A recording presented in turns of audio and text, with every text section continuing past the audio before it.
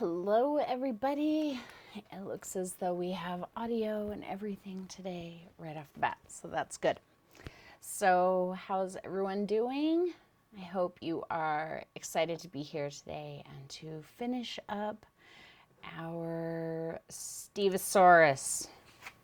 Hello everyone who's just joining us, Lisa and Tan, and I'm sure I missed somebody else too. I'm sorry, you guys. Hello to everybody. So we have Steveosaurus here, and I feel like he's pretty close to being done. I just have to kind of punch some details on him, do some darker shadows, some brighter highlights for sure. He needs some much brighter highlights, some details, and then like our grasses, which, let's see, I've got it here. They're pretty complex in this image. There's a lot going on with the grasses. I'm probably going to simplify that a bit. And then we have the flowers. So, and I'll probably end up changing the flowers just a little bit. Value-wise, I don't think they stand out real well. But yeah, I'll kind of make those decisions as we just get there. So has anybody worked on a Steveosaurus, or is everybody just kind of waiting to see how he turns out before you try it? What's going on, folks? Talk to me while I get ready. I gotta get my palette ready. It's the same palette from last week. I'm using the same colors. My paint might end up being a little bit, or my paint brushes might end up being a little bit different, but yeah, for the most part, we're setting up about the same as last week. Nobody's worked on it yet. I can't get this lid off. Oh, did you bought the Cantone, Lisa? Did you get the same color, or did you get one of the other colors? Hi, Kathy. I like these canvases a lot.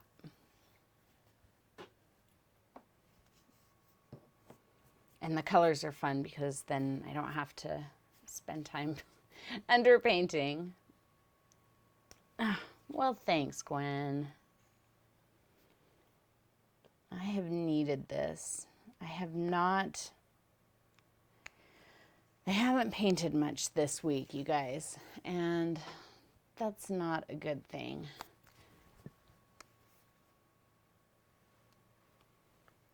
Oh, multi-width. Yeah, I've seen that with it's got, I think it's like a sample pack with all of the colors that they do in there, if I'm right. Yeah, I haven't painted much this week, and that never makes me feel very happy. So I'm hoping that us getting together and painting today is going to make me feel a little bit better, because I need it, guys. I'm just putting out the colors right now for, let's go here. I'm just putting out the colors right now for Steve himself. So let's zoom in here. I put out some alizarin, some yellow oxide, a little bit of burnt umber, and some white. And then I'm going to use matte medium. Like I said last week, to darken him, you could use blue. Mix the blue in with the orange, because, you know, blue and orange, opposite colors. But all of my blues that I feel would do that adequately are extremely strong colors. And I feel like I'd just spend a lot of time kind of fighting with that to darken them a little bit. You thought I was on break and traveling. I am on break, but I'm still here for you guys. I'm not traveling yet because we are still waiting to get our tow hitch installed on our new car. So we can't go anywhere right now. Yeah. that's also kind of frustrating because we really want to be out, you know, we want to be out and doing things and going places, and right now we can't. So we're kind of beholden to the car dealership, hoping they get back to us very soon on when we're getting our tow hitch installed. So cross your fingers for us, guys, because the second we get that bad boy installed, we are out of here. All right, I had to find my brush. I should have done all this before. We'll just get Fuzzbert out right now because we're probably going to need him. And I was using my 1/4 inch angle, and I believe probably my number 3 round because that's kind of my standard. Although I'm going to get my number 2 out also. I've been using my number 2 quite a bit lately, which was kind of challenging for me when I decided to put a bunch of brushes on clearance and get rid of them. I was like, well, I don't need all of these round brush sizes, so I'll clearance some of those. Maybe I'll just keep like the 6 and the 3 and the 0. And I was like, yeah, but I use my 2 a lot. So I was like, all right, and the 2 can stay. Yeah, no, Deb, I do not. Absolutely not. Cross your fingers, Saurus. Or is that like Saurus, Lisa? Like Steveosaurus? Maybe that's what I said. Okay, so let's get busy on Steve. Remember how I'm kind of doing this, guys, is mostly what I'm doing is making this up as I go and kind of bringing you guys along for the ride. And so part of being able to do that for myself is to allow myself to just kind of get lost in what it is that I'm doing. And so I might end up getting in the zone and not talking much. And if that's the case, please understand that's just all part of the process. If it seems like I'm ignoring you, I'm not ignoring you. I'm just not paying attention to chat right then, but I will make it a point to look over at chat, you know, every once in a while and answer any questions. So feel free to ask questions and I will get to them as I can. And I'll still tell you what I'm doing as I'm able to. So I'm using my 1/4 inch angle for the shading on Steve, and I just wet it in my jar, and then I just wiped it on my paper towel a little bit. I think I was working on his shadows here. Let's blow this up just a little bit so I can see it better too. Let's just go ahead and go like that. And then I can pull this down here. So I'm kind of working on his shadows up under his neck. And he's got some dark shadows along the top of his head, down the back of his neck, but there's also a highlight, and we will talk about that in a minute. So I'm almost happy with how dark his shadow is here, but I think it still needs to be a little bit darker. So let's work on that. So my yellow and my red, just get an orange. And a little burnt umber. Remember to kind of hold it up to what it is you're working on to check on it. And, you know, because what you're looking at on your plate, you may think, oh, that's plenty dark.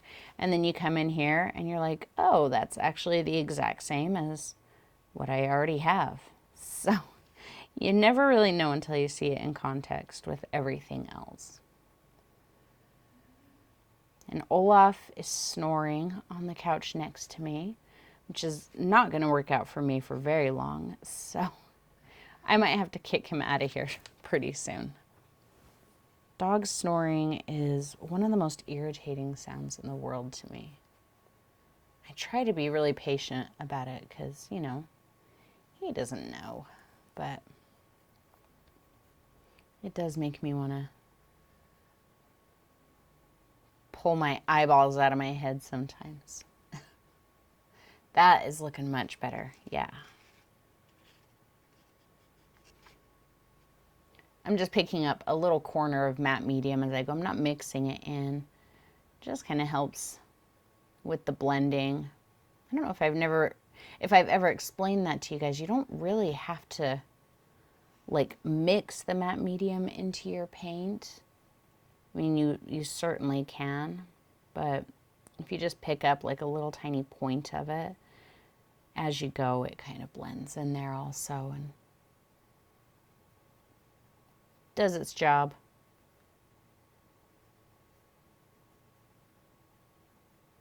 So while I'm doing this, before I look over at chat again, you guys should tell me, and I'm just picking up matte medium there, no other paint. Tell me what you've been doing this week. Have you been making any art? If so, what kind? If you've been doing anything else fun.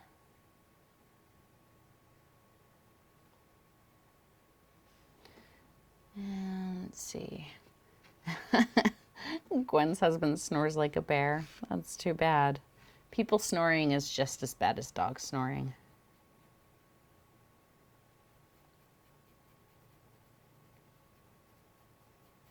Right here, because all of this paint is dry, and see, I'm trying to blend this dark color into that lighter color, but a little bit of matte medium is really going to help do it. So even though that's completely dry from last week, if I get that matte medium,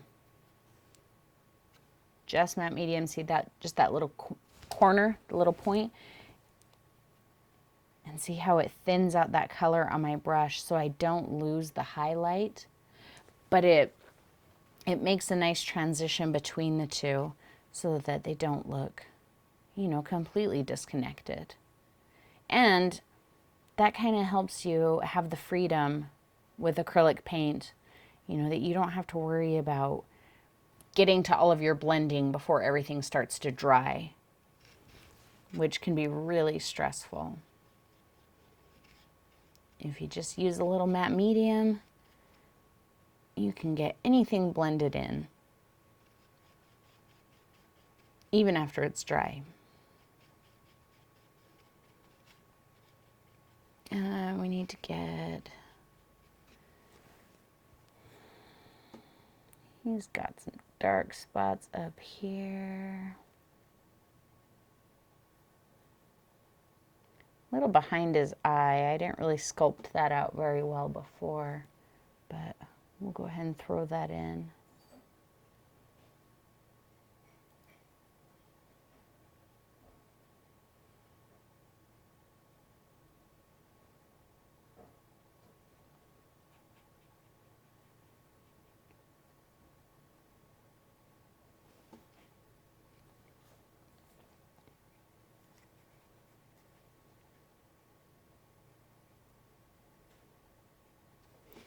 In fact, this is still that dark color. I'm just picking up matte medium to get a little bit more nuance in this lighter area because it was all just pretty light. So it's kind of like glazing. That's essentially what I'm doing here, is just glazing that darker color over the lighter color to give it a little bit more life.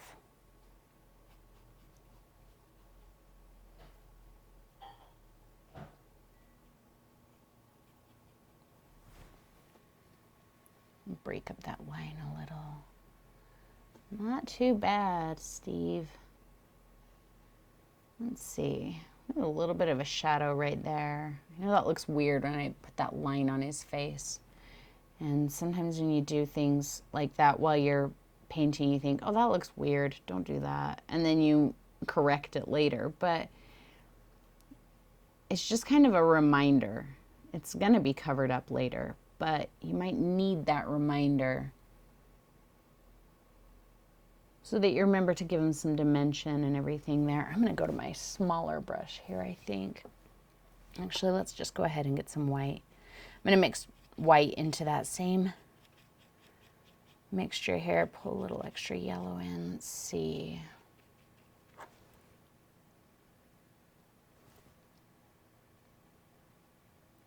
Eileen's doing a colored pencil class. Gwen's doing a pig. An original? How exciting.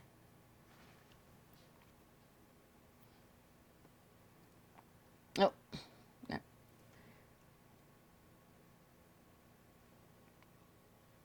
Yeah, it does, Deb, doesn't it? It does kind of, doing the glazing, gives them a little bit more of a leathery type scaly look. A little more dinosaur-y.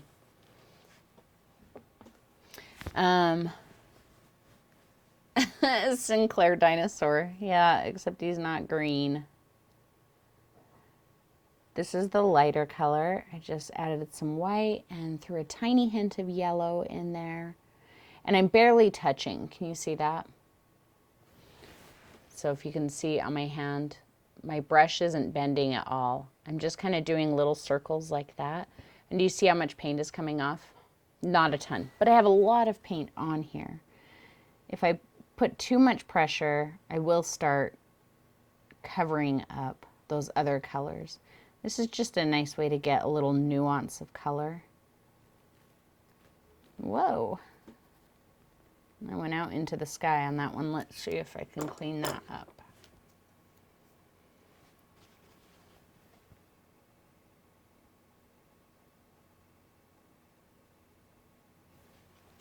I think I got it. A little bit of matte medium.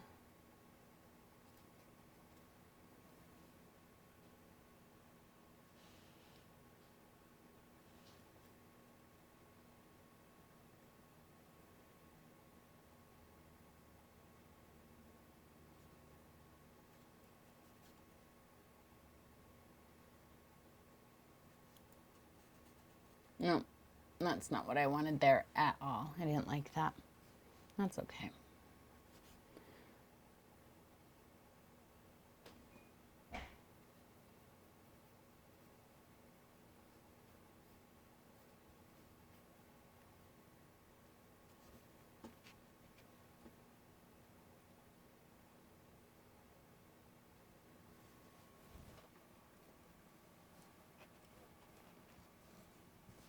And it is so cold here today.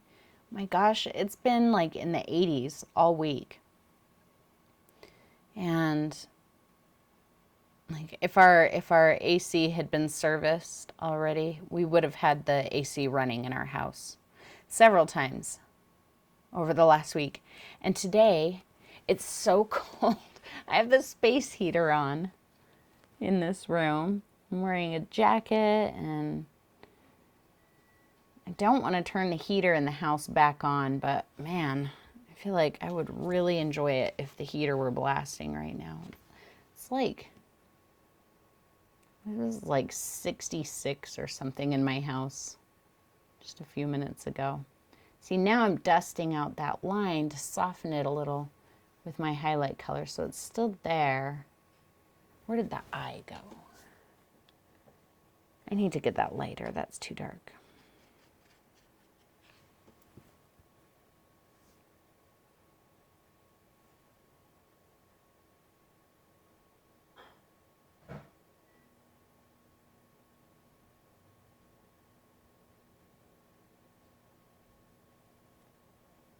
There we go.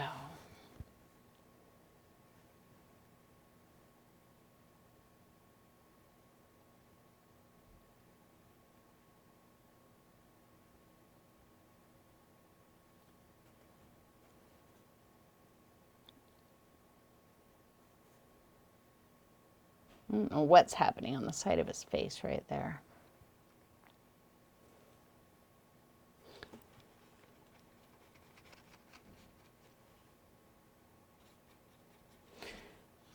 Mixing the yellow in with some white. Remember that white is kind of perceived as a cool color. So if you mix white with something, it's going to cool it off a little bit. So if you want your, there, see, that's why I didn't like that little highlight I put in there before, because it was, I just used white to lighten it. But here I used more of the yellow which kept some warmth in there, and I like that much better, even though it's way too strong. But the color is much closer to what I was looking for.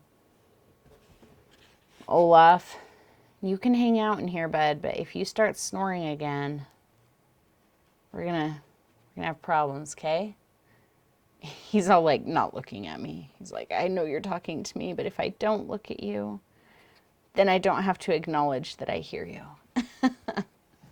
You know, like I probably did when I was a kid. But my mom's not here today to tell us, so we'll pretend like I didn't do that.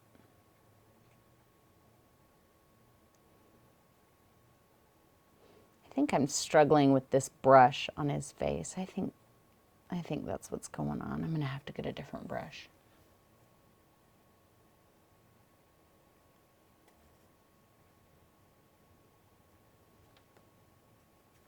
His head is looking funky.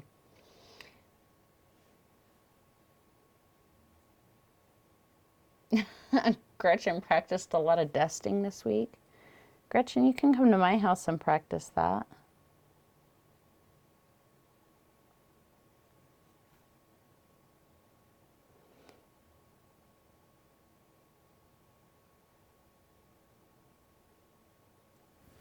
Okay, so I was talking about white making something appear to be cooler. So his highlight that's back here on the back of his neck is quite cool. So one of the ways we will make that cool is by using white to lighten it. I'm going to put quite a bit of white in there. I may, yeah, let's do it. I'm going to get just a tiny bit of cerulean. And I'm not going to put enough cerulean in there that it makes it blue, but the tiniest amount will cool it off just a little bit. So let me show you, that was quite a bit.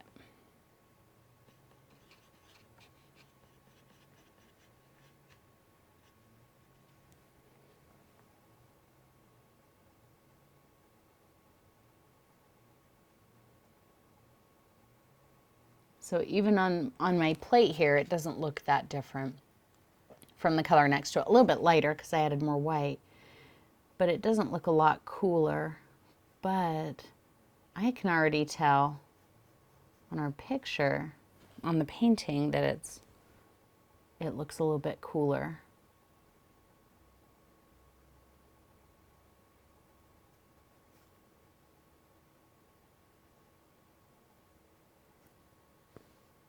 I know that line between the shadow and highlight looks really, really awkward.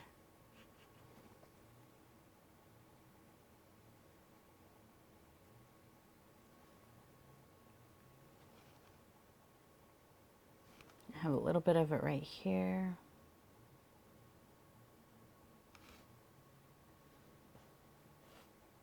Little right here.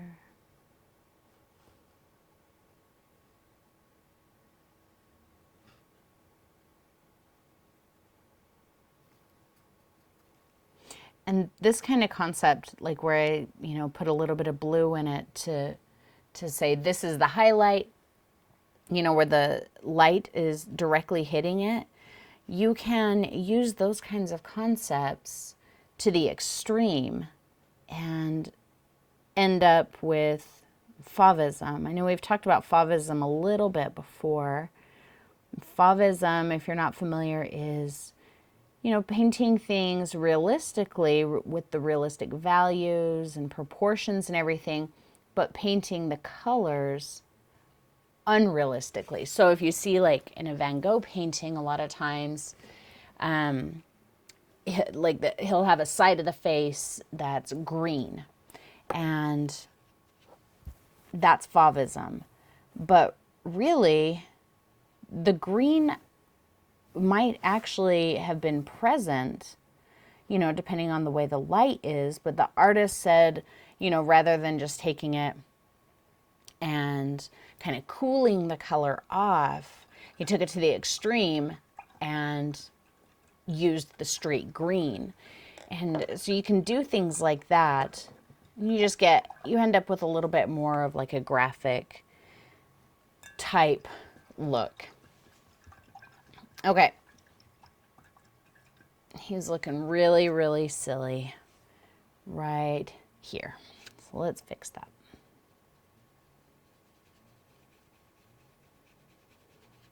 And some yellow and some red. I think there's a tiny hint of brown in there. It's mostly just yellow and red. I really just want to kind of soften. I want to soften that line a little.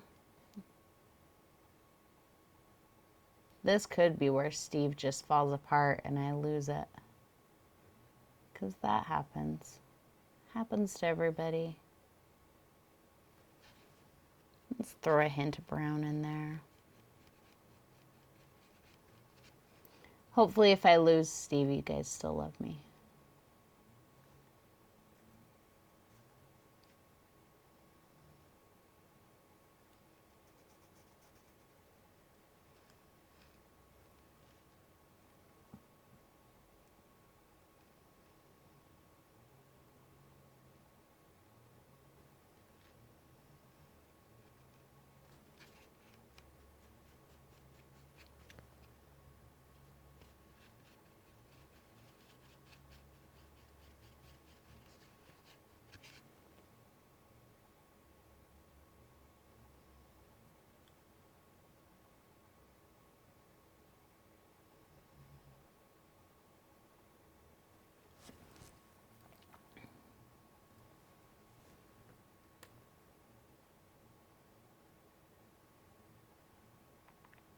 There we go.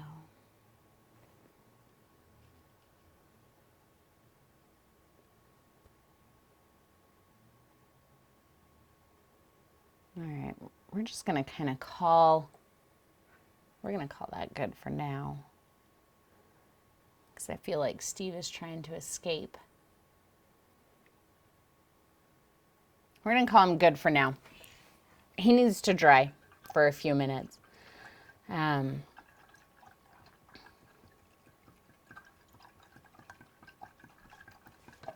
Yeah, it's just exaggerated colors. So, but you do see them. It's just a matter of whether or not you interpret them. And the more you focus on it, the better you'll get at being able to interpret them. So it's like I was saying, when I'm looking at this image, let me extend it a bit. If you look at the back of his head down, you can't see me anymore, but if you look at the back of his head where that highlight is, if you look at the value, it's really not a whole lot lighter. It's a little bit lighter, but not a whole lot lighter than like the value on the end of his nose. But what's different about those two values is that the one on the back of his head, in comparison to the one on the tip of his nose, is blue. So that's when you could say, okay, let's exaggerate these colors. We're going to make his nose bright yellow. We're going to make the highlight bright blue. Everything else is going to be bright orange or brown or, whatever. And that's when you start getting kind of fauvistic in your interpretation of the colors. But, yeah. So that's how you kind of train yourself to see those colors, is by just comparing it. Find your two lightest values. What's different? I mean, they're both almost close to white. Not in this case, but, if they're both almost white, well, what makes them different? Is one of them a little warmer? Is one of them a little darker? And just kind of think of it that way. And I think that eventually that will start to make a little bit more sense and it will come a little bit more natural.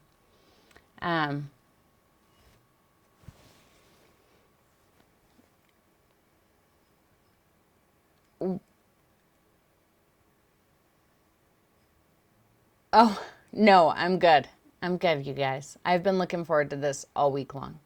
All week long. See, Sylvie knows more about it than I do. Yes.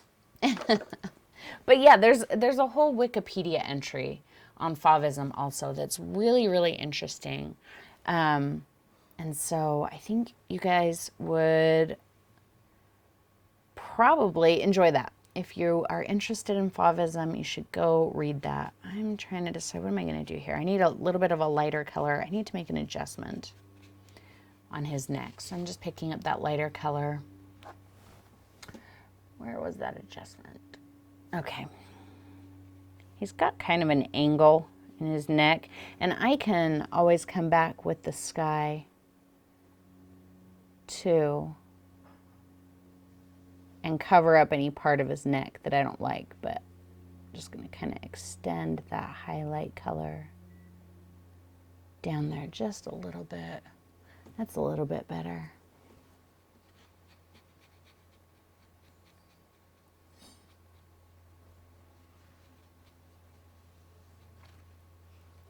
Get my darker color again. So, you know, when you're painting something like, I know it seems like maybe I'm struggling quite a bit here on him, and I'm not. But what it is when you're painting something like a tree or grass or, you know, whatever, you have so many liberties that you can take with it, right? You don't have to make it look just like this or that or anything. But when you're painting a creature or a person or, you know, something, really something with eyes, I feel like that's got to be the distinction there. If you're painting something with eyes, there is a little bit more of a need to really get things correct. Otherwise, it can really throw off the whole look. And so it's okay to take things a little bit slower and, you know, work on them and adjust them and tweak them. But I'm not getting frustrated at all because, you know, it's like I always tell you, no layer has to be your final layer. So you can keep kind of experimenting with those. See, I just lightened that. And where I had that hard line, something about that line was just not sitting right with me, and it's still not. But if I just keep messing with it, you know, a little back and forth, eventually I'll kind of hit on what I want. So I feel like I took just a little bit too much of it away, but I don't want a hard line. I feel like I'm kind of afraid of hard lines. And I feel like that's also a really common thing. A lot of people are like, gotta blend, blend, blend, blend. And I find that people, including myself, who want to blend everything, do so because we're afraid of, of hard lines.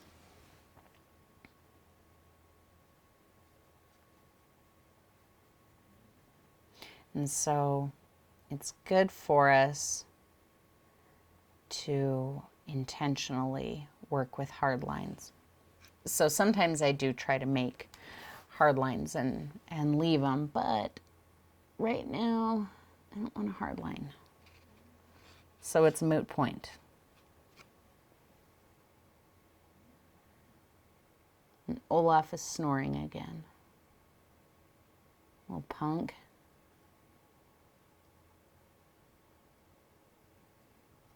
Olaf, I'm going to call Daddy in here to take you away.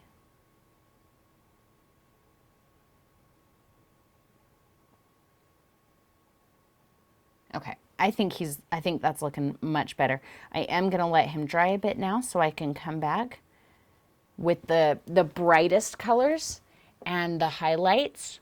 And then I do want to fix this little, he slept funny. He's got a crick in his neck. You like the angle of his neck? That little... I mean, it's okay, but there's kind of a point there, and I don't want that. I do like that he's got a little bit more of a curious bend, like you said, than the plastic dinosaur. But the one thing I don't like is just, he's got like a little point right there. I don't like his point. So what are we going to work on while we just wait for him to dry a little bit? I guess we can start working on our grasses, huh? Should we do that?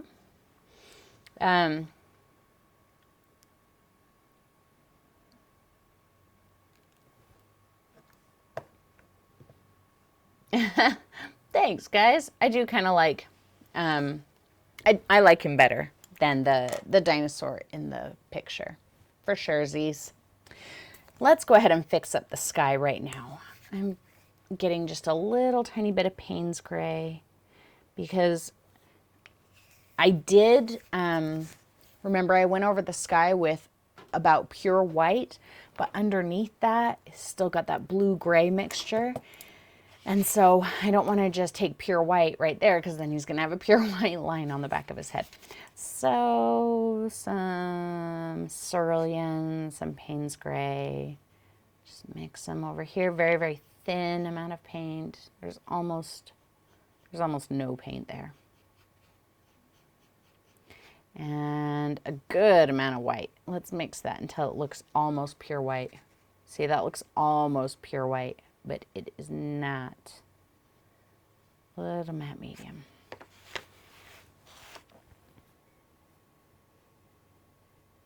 I'm just gonna, can you see that?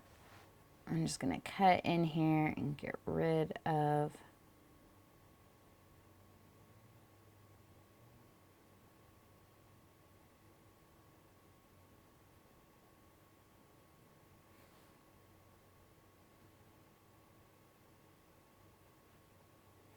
and I'm going to pull it out in random angles, again, in an effort to just make sure that I don't have like a line up the back of his head.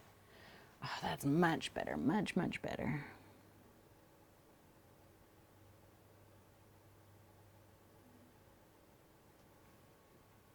See, that's all I wanted to do was get rid of that one little point on the back of his neck. A little matte medium, a little more of my color, thin it down a bit. I had like these couple little spots. I think I lifted the paint right there. I'm pretty sure that's the canvas that I'm seeing. So we'll get rid of that. And anything else if I got out of line on his face. There's a little bit right there under his... Hey, Vince? Yes, he is. Can you get him out of here? Thank you. Right there, perfect. Much better, much, much better. I still feel like there's a tiny point on the back of his neck. But I'd rather take it away a little bit at a time than take it away, you know, get too crazy with it and take too much away right off the bat.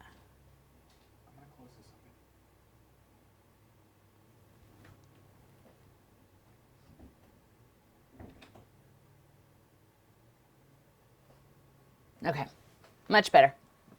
Yay! He doesn't look like he needs a neck brace anymore.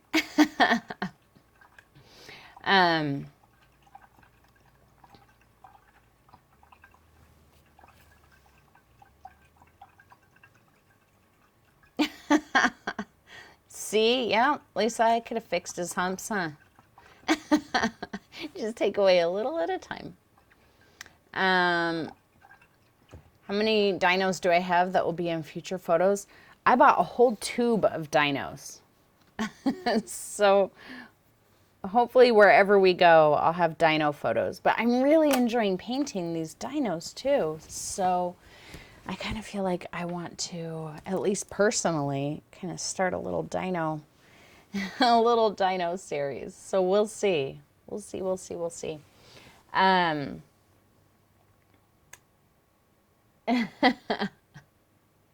Aliens. You know, something else I'm seeing on here that I'm liking is, can you see here? This might be a good example of what I was talking about. If I point out these two sections, see there's a nice bright section here and there's a brighter section here too. These are, let's see if you squint your eyes really, really tight, they're pretty much the same value. Maybe like a level 3, a value 3. Not 3, sorry, 7. 10 is the lightest, 1 is the darkest. So this is probably about the same value, but this one is warm. It's very yellow. This one is much cooler. See how it's kind of bluish? So if you were kind of doing the fava stick thing, you could go bright yellow there, bright blue there. But also, this makes it look more like, this is kind of, it's kind of taking some light, but this is getting direct light, like it's reflecting light as well, and that's kind of what that blue does. And I like that, and I think that when I go back to finish up his highlights, I'm going to make sure that some of my highlights are more golden like this, and some of my highlights, they'll be lighter than this, and they'll be blue like that as well. Okay, let's see what we're going to do with the grass. I don't know what I want to do with the grass. I'm a little, not intimidated by the grass, but I just stuck my finger in wet paint because I'm smart. Let's see. I've got my Indanthreme blue. This color, guys, is probably a color you're going to see me using a lot because I really like it. I like that it's a little bit more opaque than ultramarine. It's warm like ultramarine, but it's much darker. The pigment level is a little bit higher. Not quite like phthalo blue, but it's definitely higher than ultramarine. And then, you know, like I said, it's substantially darker, but it's really a nice color. It mixes, you can get a chromatic black really well by mixing it with the burnt umber. It makes beautiful greens. It's a really nice color to use. So I'm going to keep using some of that right now. I need my yellow. I'm going to go with, I have some yellow oxide out there still, but I'm going to get some Cad Yellow Deep. So I'm going to have Cad Yellow Deep and yellow oxide. And let's see what kind of greens we can make. If you're really, really not sure what you're going to get, I would recommend playing with those mixtures on a different sheet. Don't play with the greens on your canvas. I'm going to use my number 3 round. And let's get a little yellow. I think I'm going to throw some brown in there too, just to kind of tone it down a little.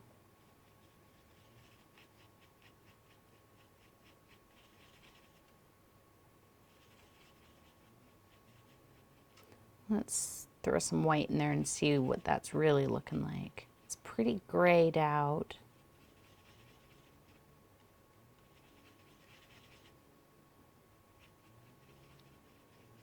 There we go.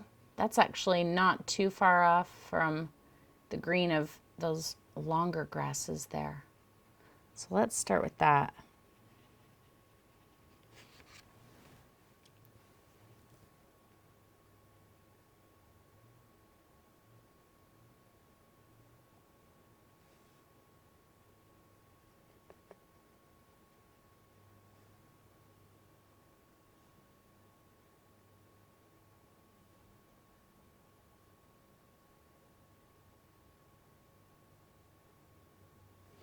I don't think I want to use this brush.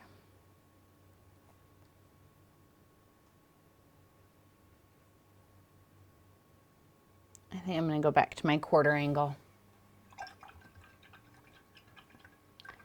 You're voting Favism. What are you guys voting on?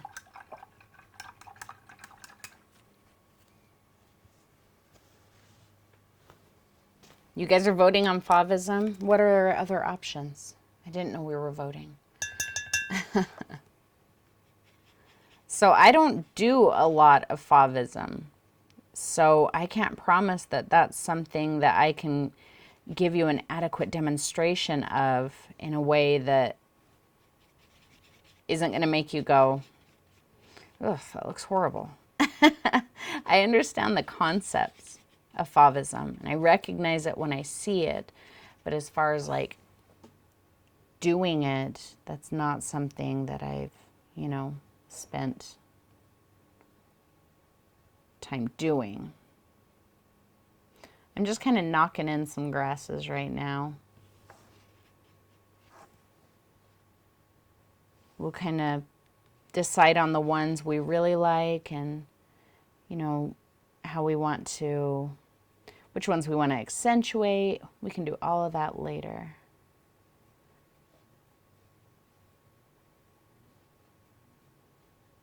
Don't be afraid to cover up your dino a bit.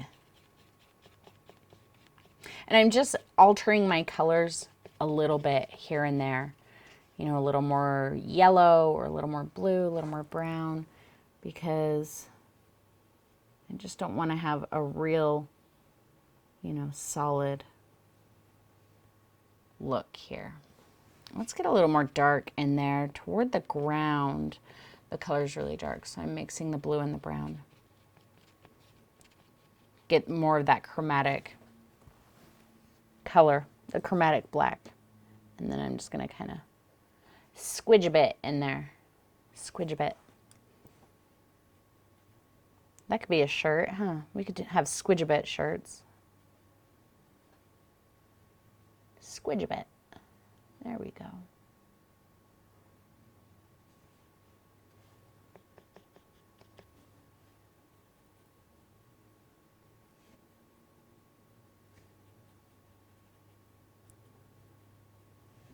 I have a blobular mug and stuff that I'm working on right now. Blobular is one of my favorite terms. And I actually, the first time I said it in a video, I kind of surprised myself with it because I don't plan on those things before I say them. They just happen because that's how I talk in real life. But I kind of surprised myself when I said blobular the first time in a video because that's a word that I didn't make up on the spot. I use it in real life all the time. Blobular.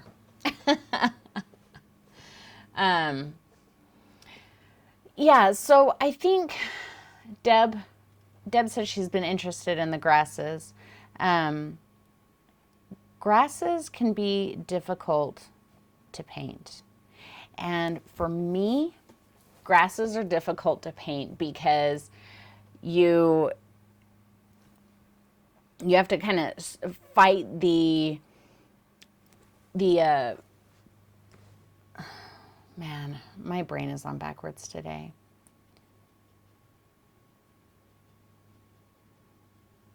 The temptation.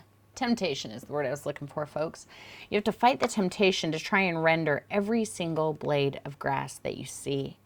And that can be really, really challenging, and it can be really, really frustrating. And so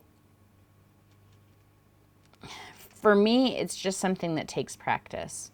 You know, when I find myself in here going, grass, grass, grass blade, this one goes that way, this one goes that way, then I have to stop and kind of pull back from it. And actually, that's what I did here. I did find myself kind of going, grass blade, grass blade. So I had to stop, and now I'm working on the ground. And I will come back to the grass blades. In fact, let's go ahead and start moving back into that green. I'm just going to pull some yellow into these colors.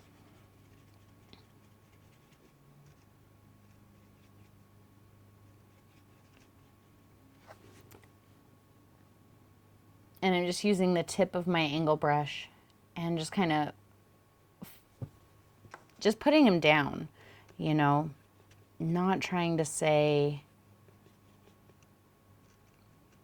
this is how the grass looks in my image. No, instead, I'm saying, here's how I'm comfortable doing a grass blade right this moment and doing it that way. And can you see, I know there's a little bit of a glare, but I'm trying to make sure that they're all shaped a little different. Some are fatter, some are taller, different colors. They move different directions. Overlap them. Any way that you can to make them different, but don't get like super random and grossly different with it. So what I mean by grossly different is, you know, don't come in here and go, that one, that one, that one, that one, that one, you know, and start doing this kind of a thing. Let your brush stroke be and kind of feel natural. Get like a rhythm, whether it's, you know, that you kind of move your hand almost in an oval shape, but it only touches down on one side. And so every blade of grass is made with the exact same movement, but maybe your hand is angled this way, and then maybe it's angled this way. Maybe sometimes you allow a little more pressure, sometimes a little less pressure. Sometimes maybe the movement is smaller, sometimes maybe it's a little more grand, but it's always the exact same movement. Does that make sense? So I'm going to zoom you out a little bit here so that you can kind of see how my brush stroke is affecting it. I'm not worried about really the color right now. I'm not worried about highlights. I am mixing up different colors just to keep the variation, okay? Because you don't want everything to be the same color of green. It's going to look flat and boring. So start out by varying it, okay? So now I don't know that this is the brush stroke that that I use. So I have to find what my brush stroke was again. I think it's pretty similar, you know, and sometimes you can go the other direction, but it's still the same brush stroke. So I'm not going, you know. So let's come in here. We'll put some over here. Yeah, that is actually my brush stroke.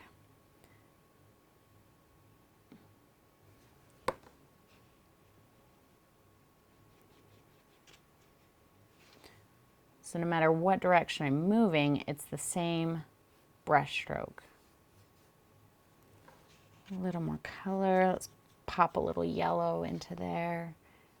Kind of shoot some off here. Remember, as things are farther away from you, they're shorter. So that's light pressure. You can't really see it, but light pressure, shorter brush strokes. And as we get a little closer, we can, you know, put a little heavier pressure and get larger brush strokes. Let's take this one a little bit more specifically. Just kind of up. There we go.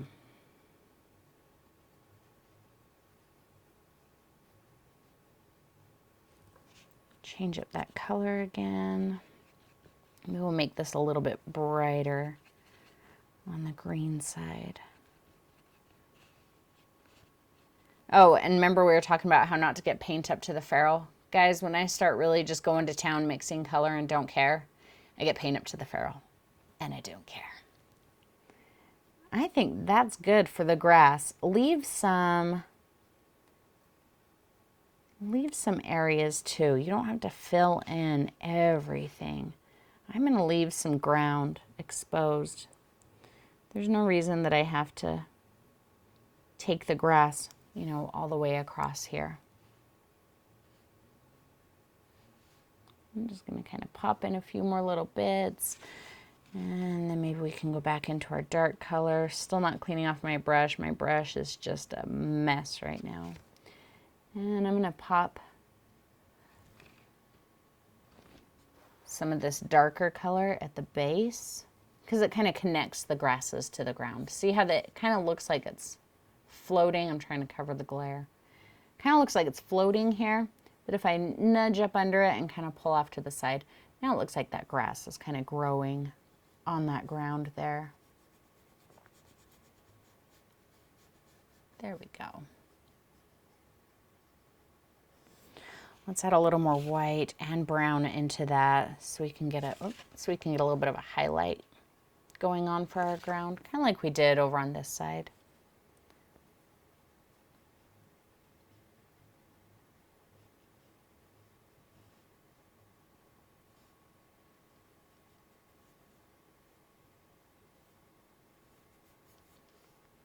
I think that's pretty good, actually. I'm not unhappy with that.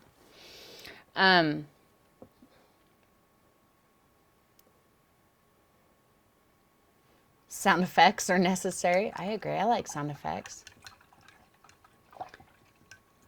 Which part, Eileen? The light, oh, the light grasses over top of the dark grasses in the background. I agree. And you can kind of see bits of that in our reference image. The grass, the long blade of grass that's closest to it, that's kind of going off to the left, is much lighter than the grass behind it. All right, let's work on just highlighting. Excuse me, I had a drink here just before we started and now it's giving me hiccups. So I'll just take another drink.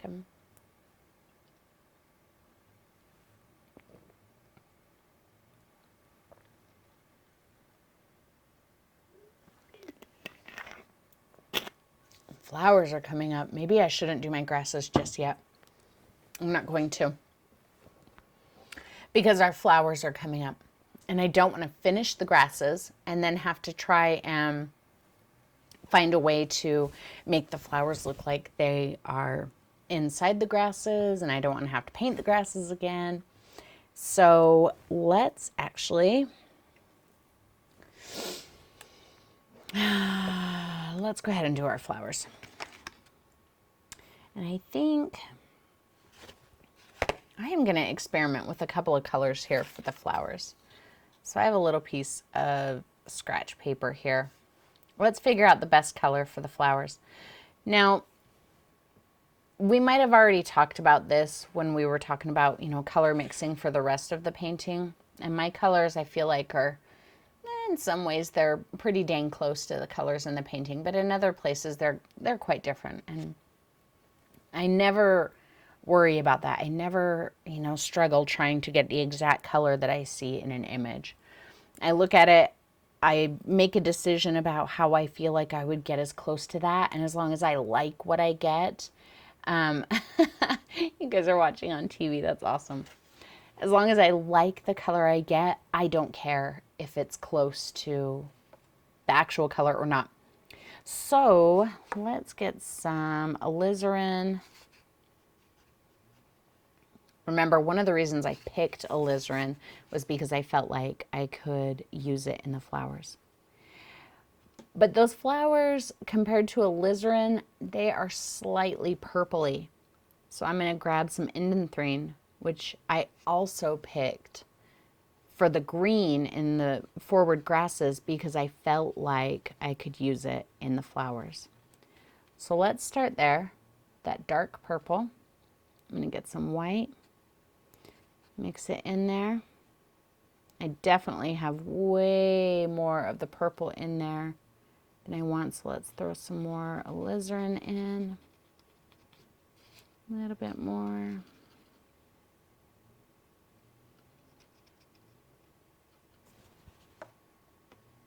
Whoa.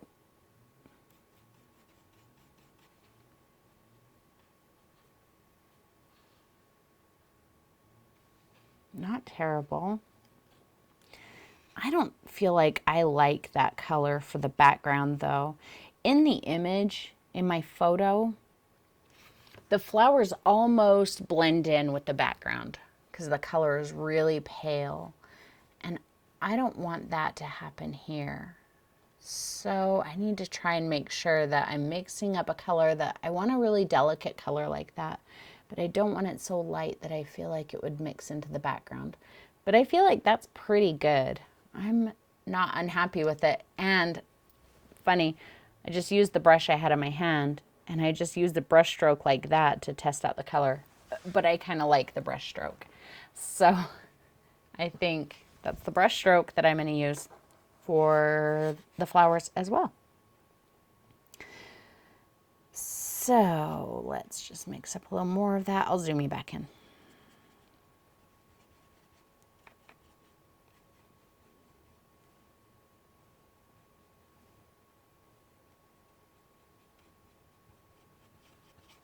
Ooh, I just have a mess of paint going on over here. Okay, I think that's good. Little matte medium. And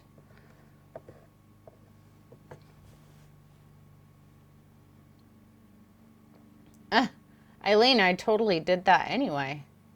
I went out with my dinos and like looked at the background and set them up, but I don't take very good photos. So like, even though I felt like I was paying attention to the composition and everything, I clearly wasn't because my composition was way off. All right.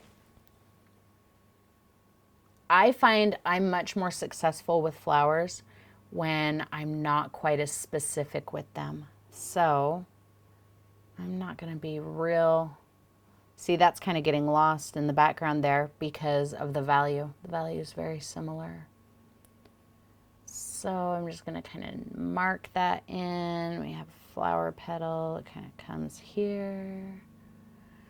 Maybe here.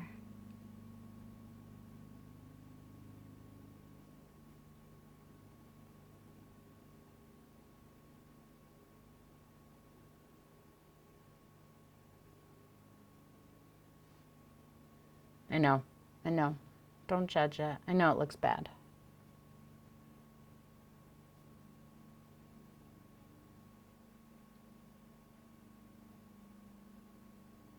And then we have another little one, just kind of right in here somewhere. Okay. A little more blue.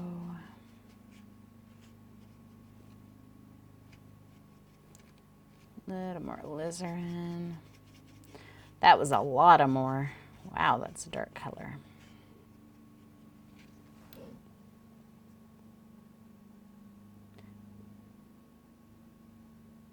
Just kind of knocking in a couple highlights or shadow colors.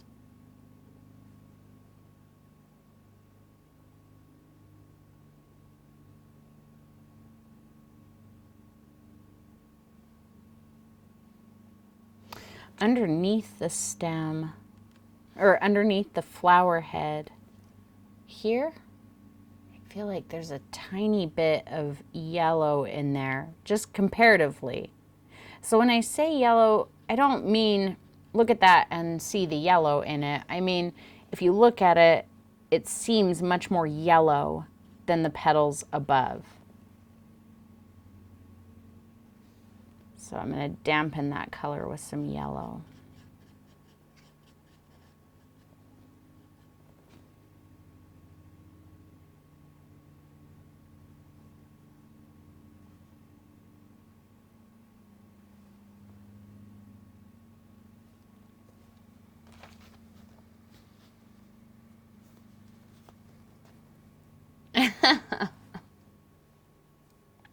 Oh, you guys are sweet. Your faith in me is much stronger than is deserved, though. So far, I'm liking what I have going on with this flower here. I know it looks so super different from the flower in my photo, and that's okay. Because I have to be able to render the flower in a way that suits my skill level as well as my preferences. So, and that's what using a reference photo is, you guys.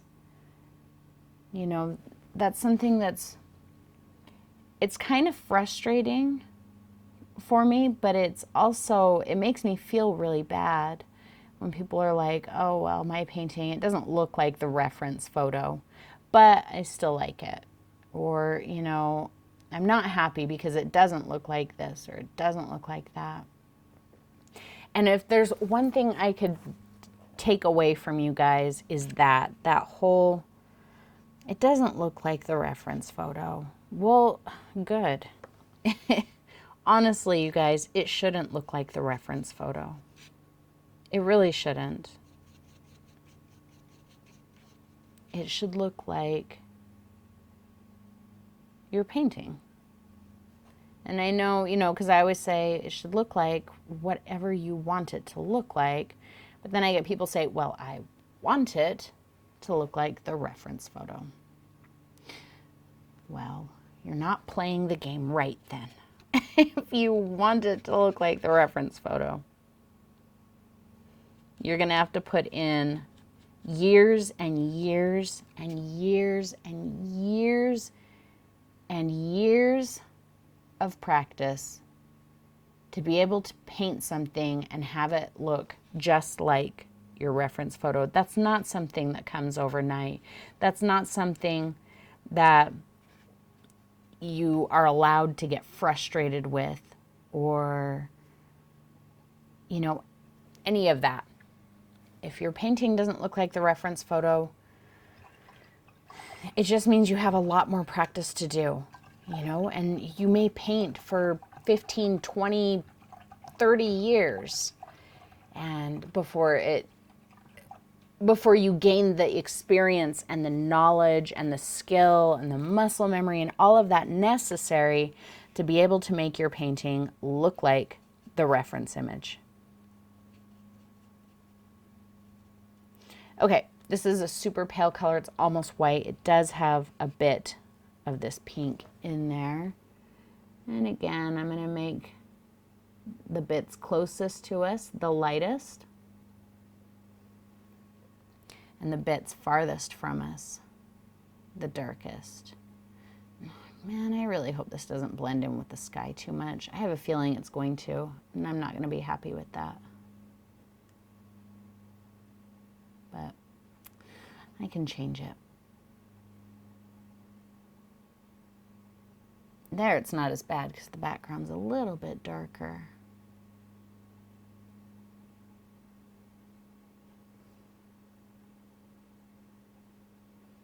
I like using the angle brush for flowers because if you need like a little blop of color, just kind of push the corner, that long point. See?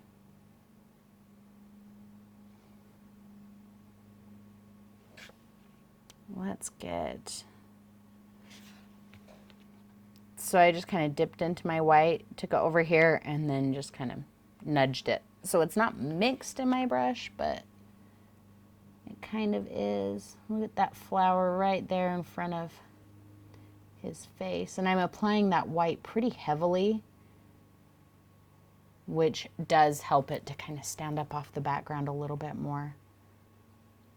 Since I'm worried about those values being too close, I'll make the paint texture a little bit different, and that should help. I have an idea for something else that's going to help too, but that'll have to wait for a few minutes. That flower's kind of turned away from us. It's also kind of getting away from me, so I should leave this one alone. I can put a piece of grass over it to just kind of, you know, take it away from your direct view. That's the thing is, if you don't like something and I tell you, you know, put a piece of grass over it, I don't necessarily mean obliterate it, cover it up completely, put a big mop of grass over it. That's not what I mean. What I mean is, if you just take like a blade, a single blade of grass that goes whoosh, and just like crosses over it a little bit, it takes that attention away. It will make it not quite so obvious. So when I tell you to put something over top of it, it doesn't necessarily mean to knock it completely out. I still feel like I need to do something with those flowers to make them stand out a little bit more. Let's go back into our green. A little bit of white, a little bit of brown, just a kind of a muddy color here. A little bit of white.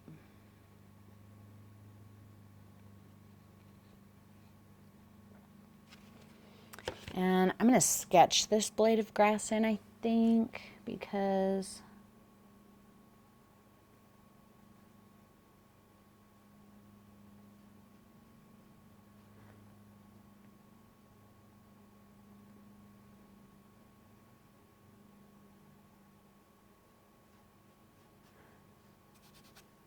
And then once it gets down there, it doesn't matter where it's going to or where it's coming from.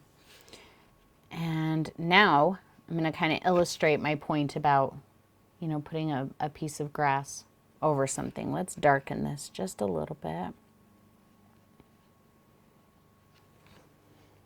And I'm going to go from here, just kind of see how that one piece of grass there, before I felt like that stem looked really forced, but just kind of nudging a piece of grass over it, pushing it in the background a little bit more, makes it not as important and you don't notice it so much. I'm going to take this little piece of grass that I see here and I'm going to coax it so that it comes just up over that bottom petal. See that? Maybe one more.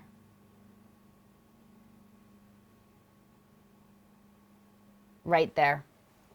See that? How I just, what am I doing? Look at how I just took 2 blades of grass and pushed it over the top of that flower that I didn't care for. And just those 2 blades of grass, barely overlapping it, not covering anything. It makes it less of a focal point. It pushes it out of your direct view and it makes you not pay attention to it so much. So that is one of the things that I want you guys to focus on when there's something you don't like. You don't have to try and erase it. You don't have to try and, you know, grass, or make it a bigger flower. Just go, okay, that's fine. I'm just going to put a blade of grass over top of it. I also don't like where the grass here connects, and I can correct that in a number of ways. But I can also, you know, put a blade of grass over it.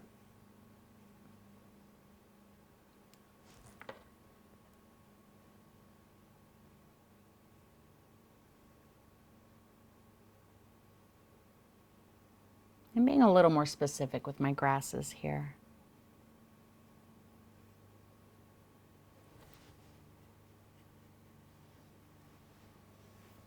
Let's, because you can't really see where that is, where that connects in my image.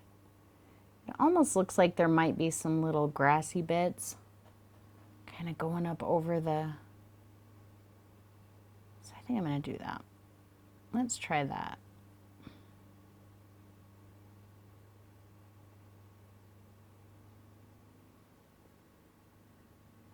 Not too bad.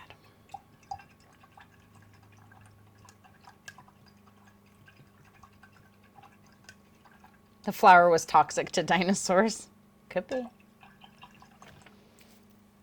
Okay, and now that I have those grasses in there and it's kind of pushed some of those a little bit deeper into the painting, I'm happier with it. I'm going to get some of that yellowy color again. Man, because I had the space heater on, all my paint's drying out really fast. So I got to mix up a bunch more. All right. Let's go over to here.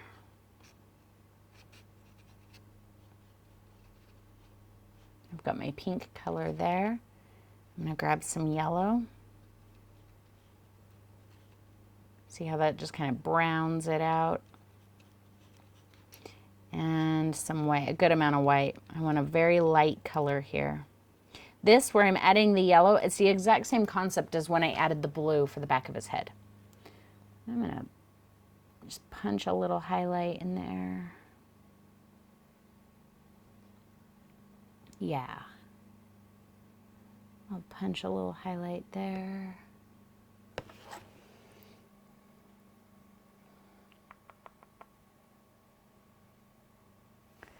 Let's get a little bit more yellow in here.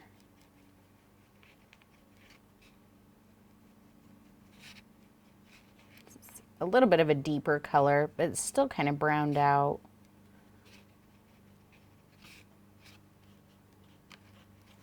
And we'll give some little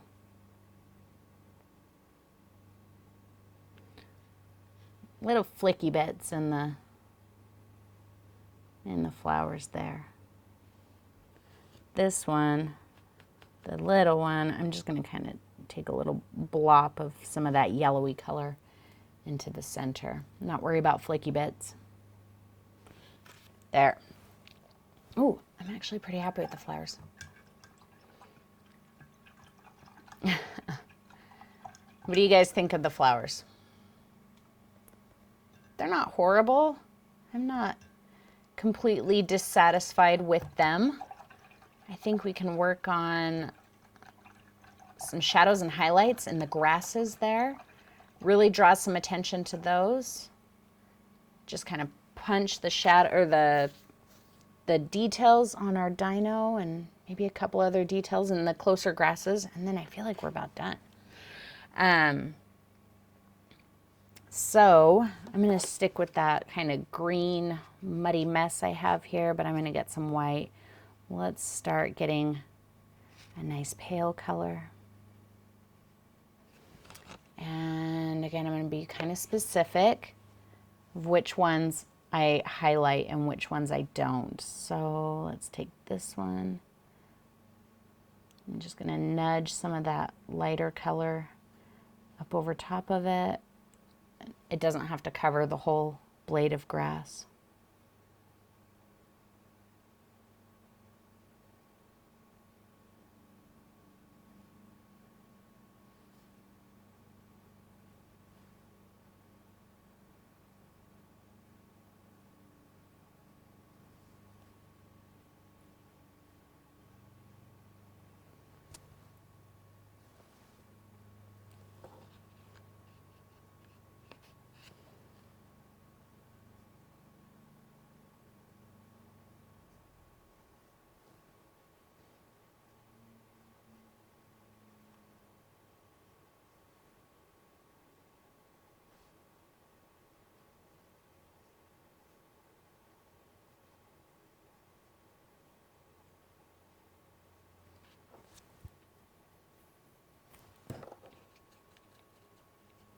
A little more yellow in there.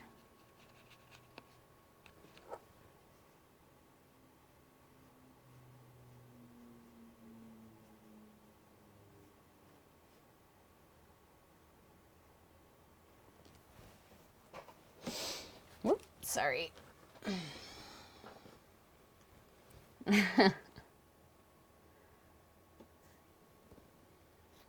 Let's see. Now, because this is why I said I didn't want to do the flowers first, because like this little flower, I want to make sure that he looks like he's in the scene. So take a little blade of grass over top of it.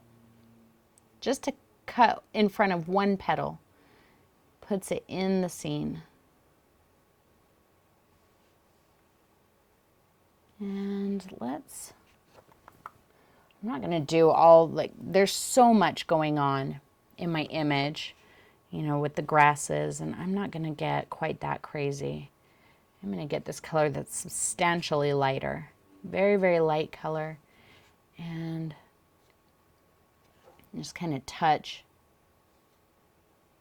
It's not really a brush stroke. It's just the edge of the brush just kind of touching in a couple of places. Remember, the more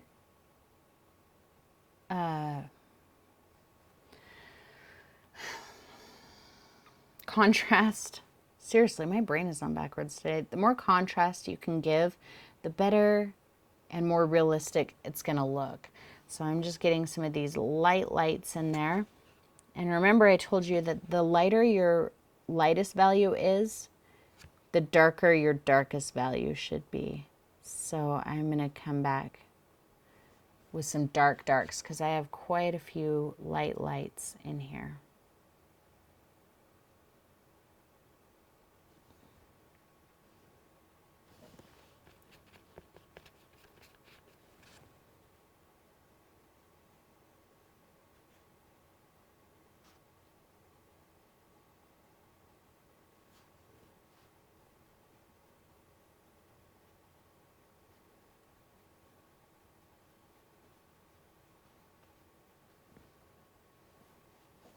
Get some more yellow in there.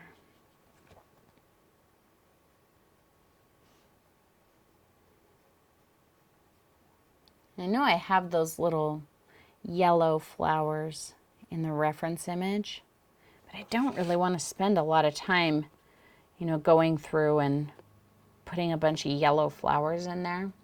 I got my dark color again. But I do like the idea of having them in there. So I'll show you what I'm going to do.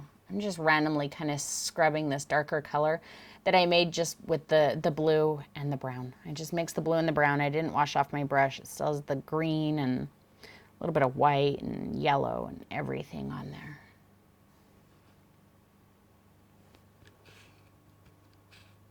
We'll matte medium. We can kind of glaze over the bottom of some of these grasses.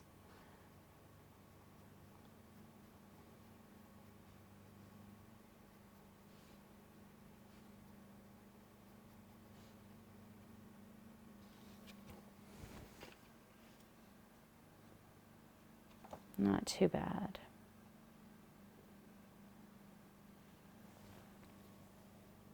Okay, let's do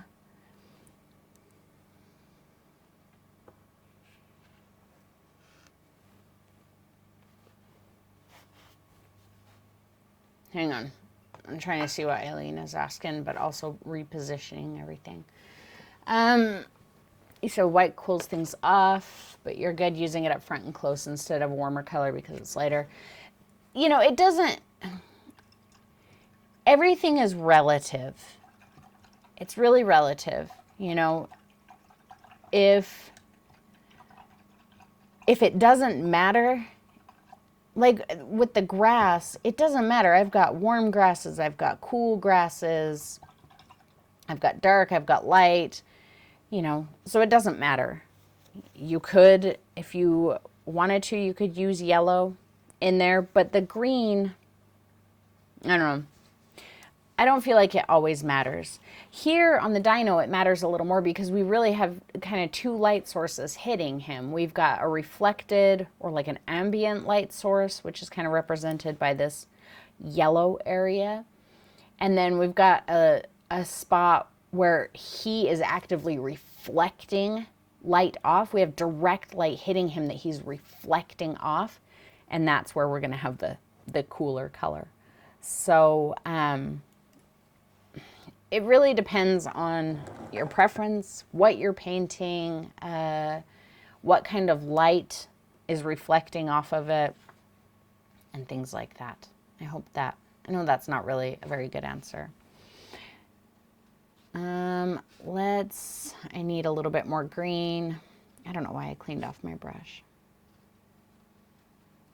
Because I am going to take just a few bits of grass into this corner over here. So it's not our focal area. We don't have a lot going on in the reference photo either, but I still want just a hint, just for some texture. So it's not a lot, but that will kind of help set the stage for when I put in the little yellow flowers. Because I am going to put in some little yellow flowers, but I'm not going to spend a lot of time on it. They're going to be super quick.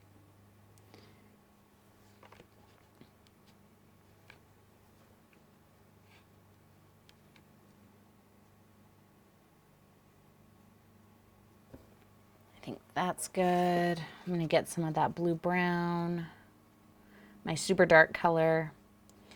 And again, I'm just going to kind of nudge at the bottom here and get some dimension. Make those grasses not look like they're floating. I think that's good. Doesn't need a lot. It is a good answer. Okay, good. I'm being hard on myself today. I'm sorry. I think that, I don't know. I'll do better. Okay, let's do our yellow flowers. These are going to be super simple, super easy. You ready? White, yellow, a little more white. Let's lighten them up a little bit. Maybe I'll pull a hint of that green in there. Just kind of a yellowy color. Whoop, there we go. Well, matte medium. Still using my quarter angle. And I'm going to come over to here and decide I want a little yellow flower right there. So it's just the point of my angle brush, like that.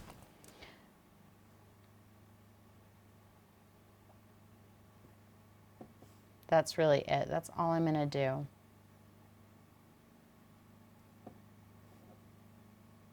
I'm not even going to worry about grasses around them because I don't necessarily need them.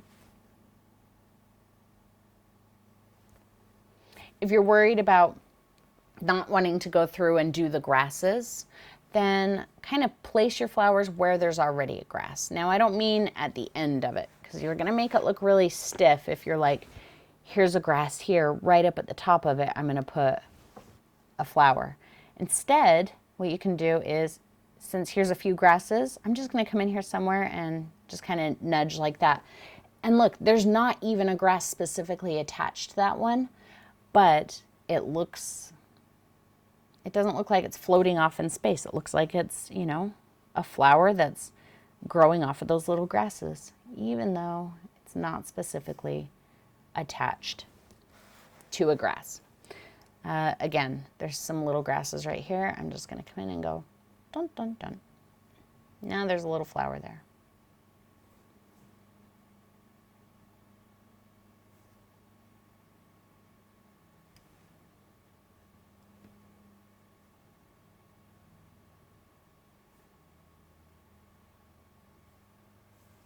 Maybe we'll put one over here.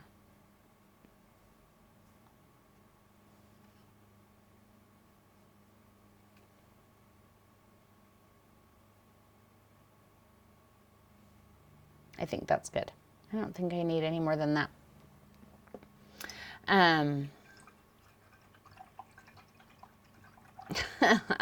It's Jane o'clock. I think that would probably be a little narcissistic of me to make.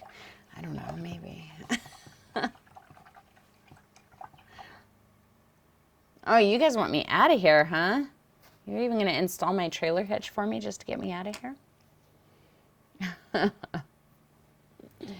Okay, I think, let's look at how he's looking so far. I'm super happy with him, except he needs, like, the dino himself needs details. He needs some serious details. So let's give him some details, and I think it'll be quicker than you think it's going to be, and then I feel like we're about done. So let's start with his eye, because the eye is really kind of the most important part when it goes to giving a living creature personality and life. Even though his eye is just a little black point, it's going to change him dramatically. So I'm sticking with my number 3. I have Payne's Gray. I'm just going to come in here and get a little bit of Payne's Gray right on the tip of my brush. Make sure my brush is rolled to a sharp point because he just has a little tiny eye. Make sure you're putting it in the right spot. And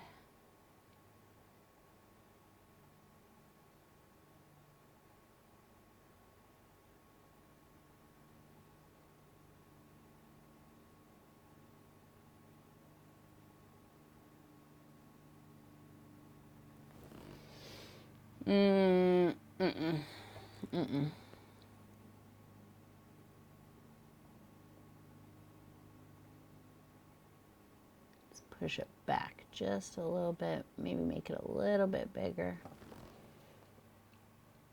Okay, that's a little bit better. Yes, he does have an eyebrow. Absolutely. And we are going to do that because you can't really see his eyebrow too well in the image. And I wish I could zoom that in better for you guys. I'm going to go to my number 2. So we're going to really play with the shadows and highlights here. So I'm going to mix up my orange, but I'm going to keep it pretty yellow. much more on the yellow side than before. And some white. Actually, I'm going to go pretty darn light here. You see that? It's almost pure white. Almost pure white. Little matte medium. And let's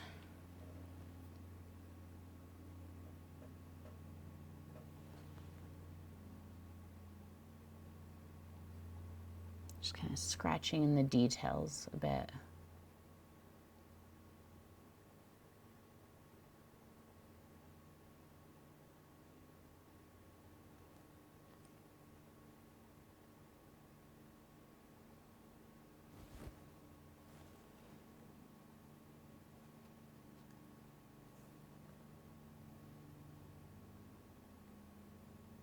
There's a lot of matte medium in there.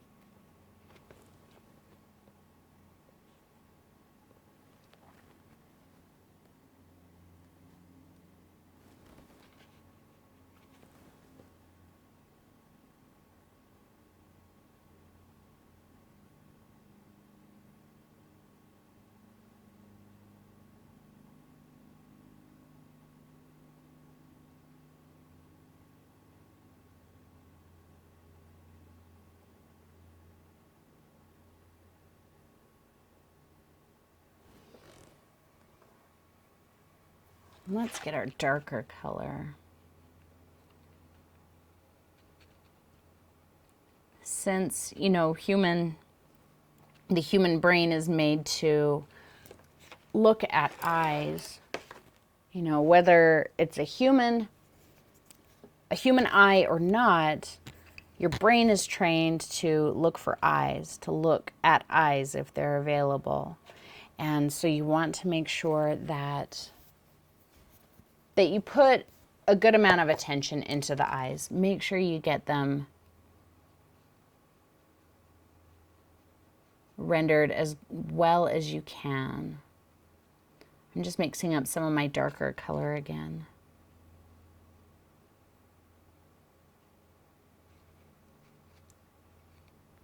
And I'm going to come in here.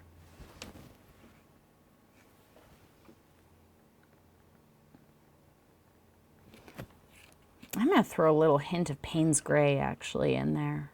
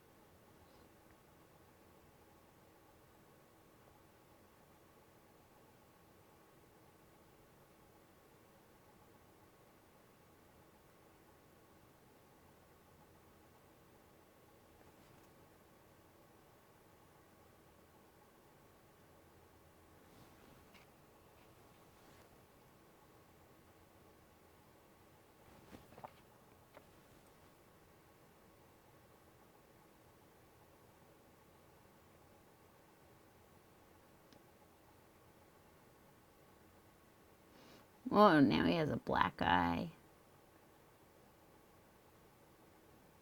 Now I have a lot of matte medium there. Let's move on for a second. Let that matte medium dry. Just getting my dark colors again. It's really hard for me to see with that little tiny reference photo. I should have it pulled up bigger on my computer.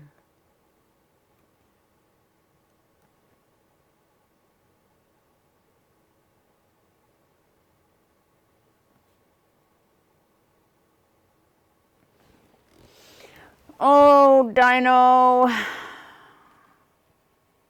Your head looks stupid. His head looks stupid. Why does his head look stupid? Right here.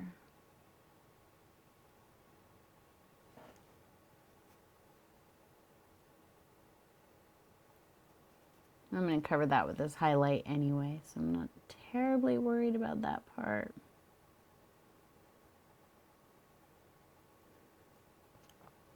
All right, let's leave that for now. We'll see what happens once we start adding the highlights. Once we add the highlights, he might change.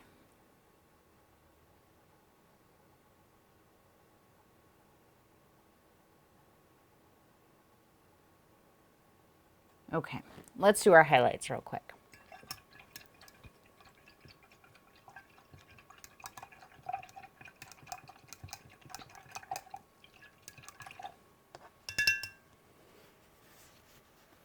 Okay, so I'm going to take, oh, I don't have any yellow oxide. Are you guys totally bored of me yet? Just going back and forth on the same spot? It's okay if you are. Okay, a little tiny bit of yellow oxide. And I'm really just going to mix that, a tiny bit of it, in with some white. It's mostly white with just a hint of that yellow. And I'm going to grab a hint of the cerulean blue.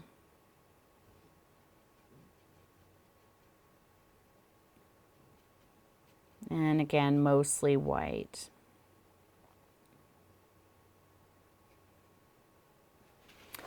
And let's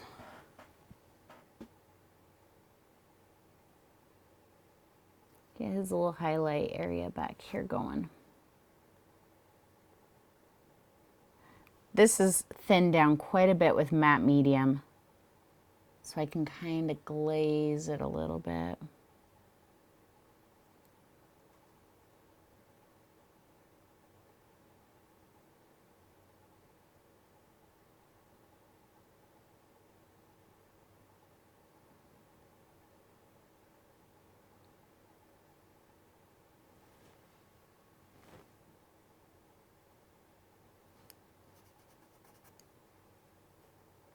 I don't know how that hard line got there.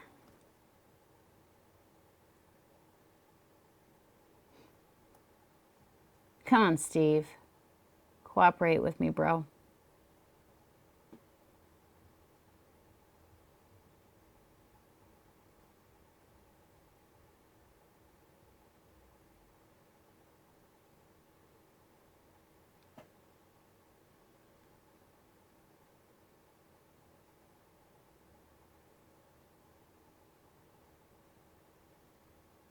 Steve is wanting to get his butt kicked. He's making me mad now.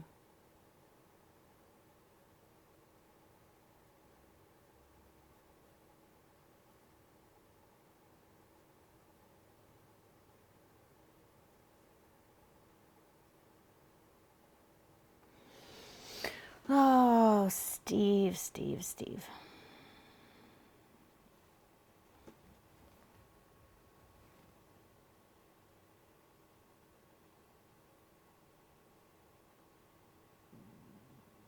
You know, that looks really light. It's mostly matte medium, so it's not going to dry that light.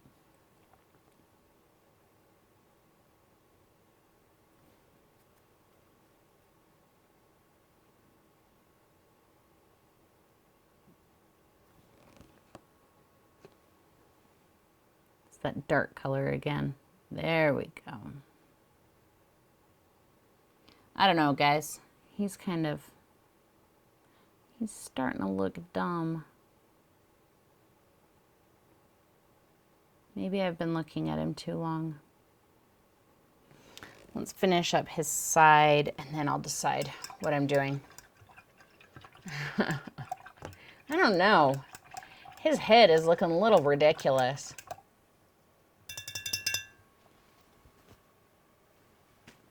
Okay, going back into my blue color here, my blue-white.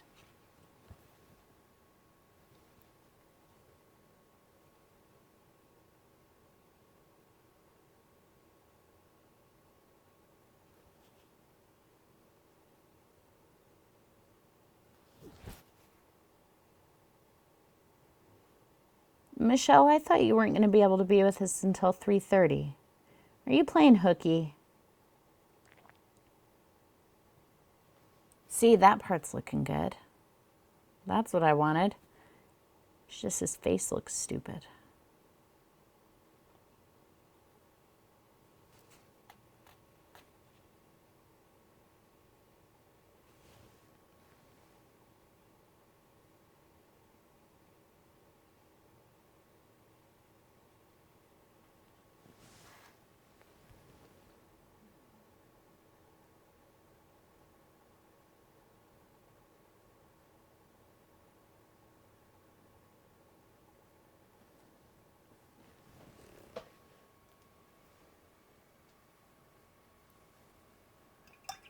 Oh, it's after 4:30? Oh.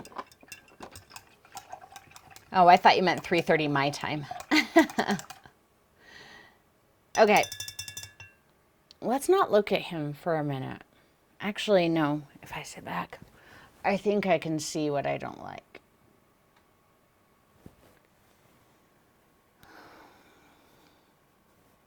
What do we think, guys? I think he's almost there.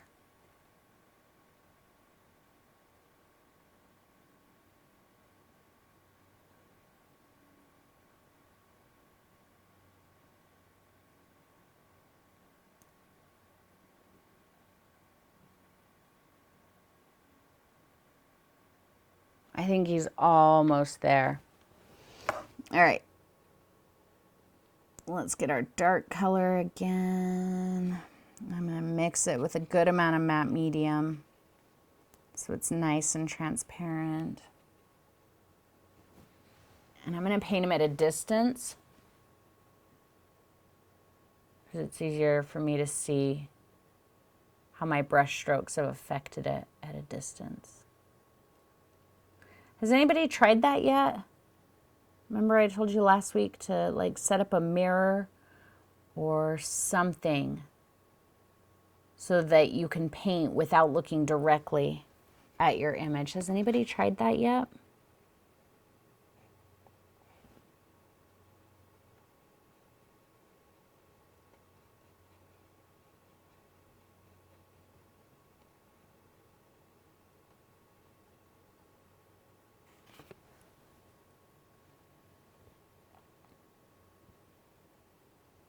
I'm going to put this color that's just ever so slightly lighter right behind his eye.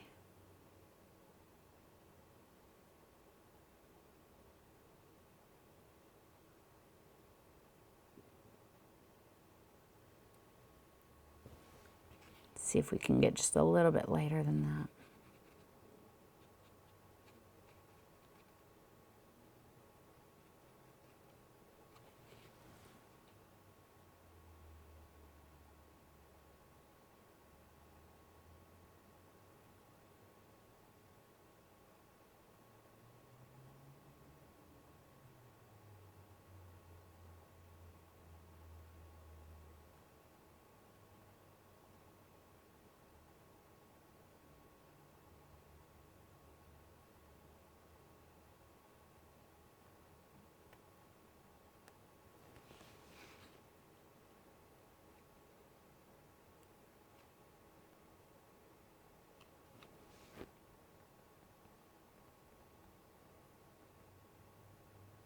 Whoa. Almost lost his eyeball.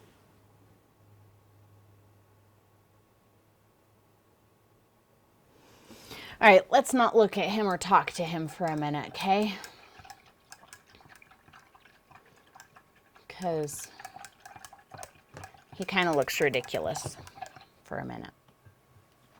But sometimes it's like when I tell you guys, when you feel like you struggle with something, sometimes you can't see the painting for what it is, because when you look at it, all you see is the struggle that you had. So Steve is in timeout. I'm even going to put my palette over top of him so I can't see him at all. Overall, I'm really happy with how the painting is turning out. I like the grass. What I really like about the grass is that it's very simple, but I feel like it's effective looking. I really love the way the tree in the background turned out, the kind of blurred out tree. I just need to take a Steve break and look at him in a minute and see what I think. So what about you guys? Tell me, what did you like about this whole process? You know, the whole painting process.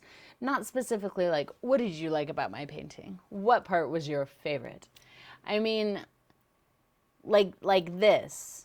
Did you enjoy this? Do you feel like you learned anything? Do you feel like it was, you know, whatever.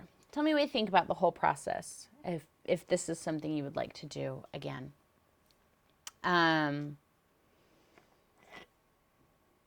This is a really fun way for me to paint because I don't often, when I paint for myself, go to it with the attitude of I have to see it through to the end, you know? What are you doing? Will you turn that off? Vince is in here making noise. Oh, I was gonna put it. I have one, thank you. He's bringing me a drink. He's sweet. But yeah, so a lot of times I do, when I paint for myself, kind of go at it with like practice brain. So I'm like, oh, it's fine. If I mess up, I'll just start over. But I didn't really want to do that with you guys. So I did kind of have a little bit more of that, got to see it through to the end type attitude. You think he looks better than the photo? Well, I hope so. I think his head looks, there's something going on in there that I'm not happy about, but I might just leave it and then mess with it like in a few days. Good. So that was helpful for you, Deb, knowing how to kind of go from the distance forward. I think a lot of times when we paint landscapes, especially when we're newer, we kind of look at it top down, you know, top of the canvas, middle of the canvas, bottom of the canvas. When instead, kind of think of it almost like it is in real life, right? You've got your distance and you've got the mid-ground and then you've got what's right here in front of you. And sometimes it is different than, you know, top of the canvas, middle of the canvas, bottom of the canvas. I don't know, you guys just decided to start calling him Steve, and so I stuck with it. Good, good, good. No, you don't have to make it look like the photo, and you absolutely can take a photo and say, I like this, I don't like this, I don't like this, and I'm going to add this or take this away. It's just there to give you a starting point. Good. I'm glad that it's helpful to kind of see how to work off of a photo, how to change a photo.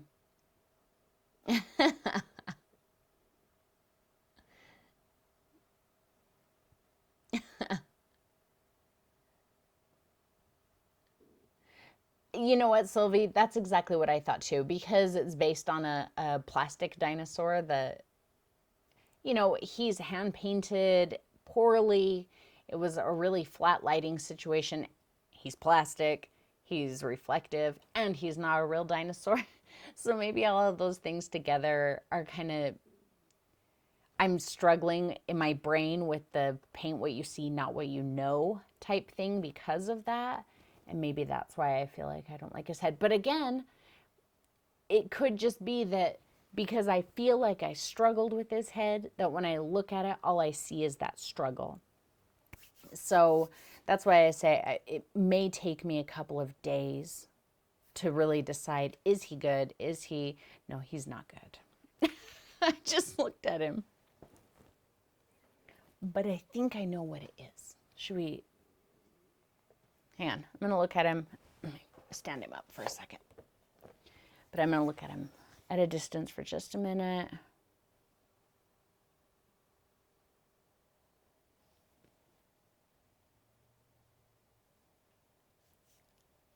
I think I know what it is that I don't like. Okay.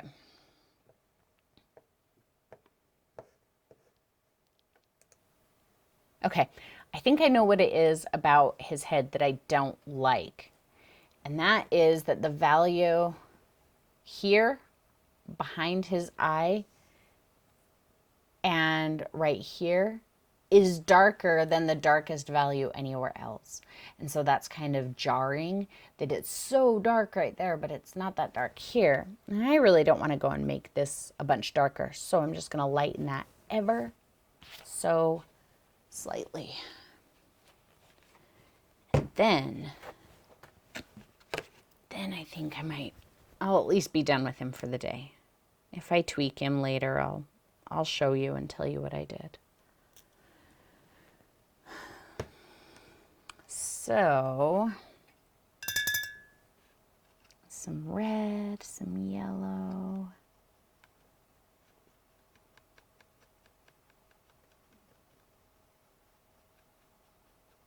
Oh, I got white, but I don't think I'm going to use white. I think I'm just going to use red and yellow, but I might put a hint of brown in it just to tone it.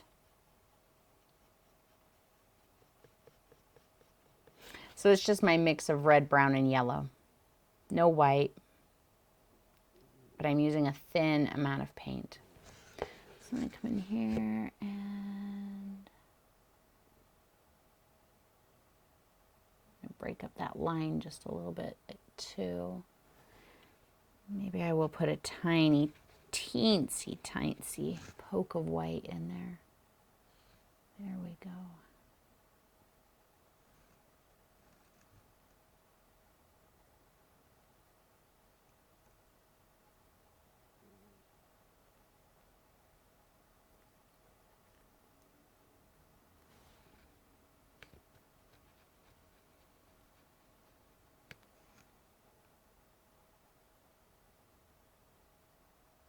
No, that was too bright.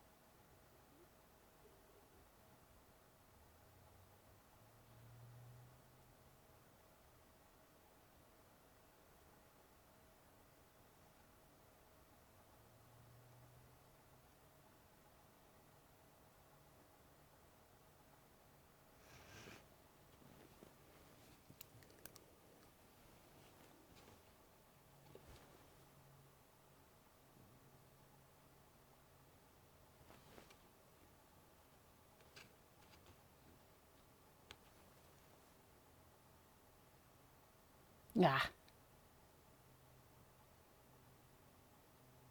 There. That's what I like better. So I just picked up a little bit extra yellow oxide and some matte medium. So I'm just kind of glazing that with the yellow oxide right there. And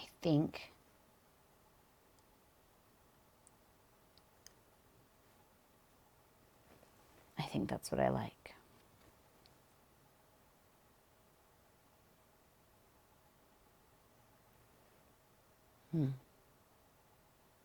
I don't know, guys. I'll probably mess with him and fix his head in a few days. Do something. But I better stop before I destroy him. And then I'm like, I should have stopped.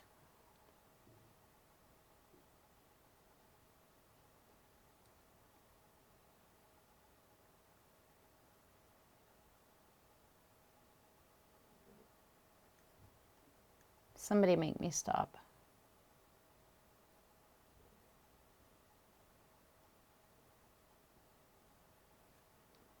You guys. Somebody make me stop. You're letting me do it.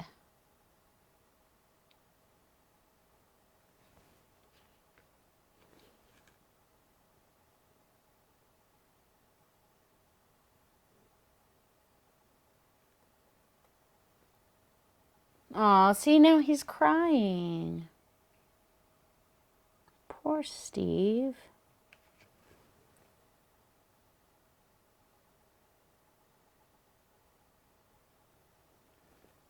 All right. Okay, stop. No, why do you think I didn't read the comments, Eileen? Because I knew you'd try and make me stop. Ah, Steve's dumb head. That's what we're going to call this painting. That's the name of this painting. Steve's dumb head. But I feel like I'm done. So I'm going to sign him. It's a cry of joy because the flower is so good. Aww.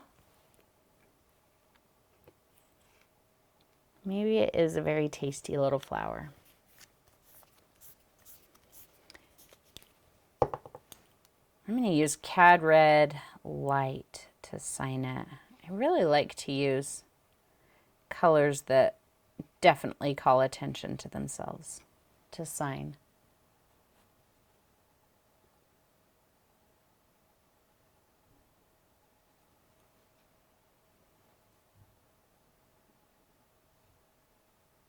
My signature is going to get so much more complicated next year, you guys. A 2 and a 0? That's so much more work.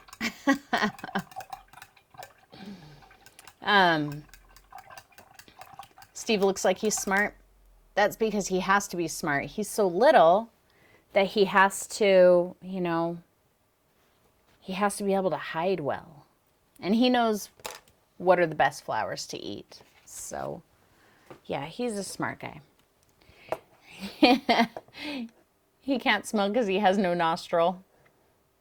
Yeah, nostril. That's the right word, Sylvie. Yeah.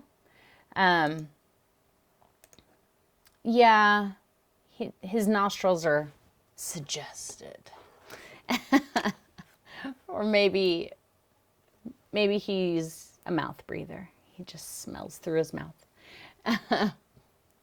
If I touch the dino head, he's going to take a bite out of me. All right, maybe I won't.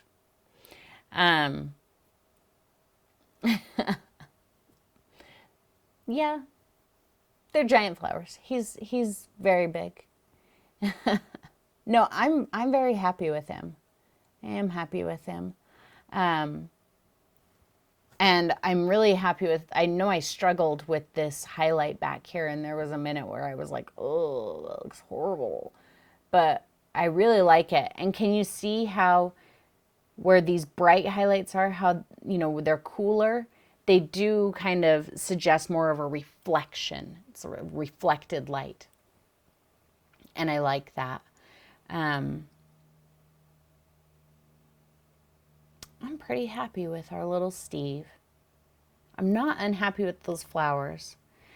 I do wish they showed just a little bit more, but I would have had to have made the background darker, or, you know, the flowers too dark to get them to show much more. And I think they're okay.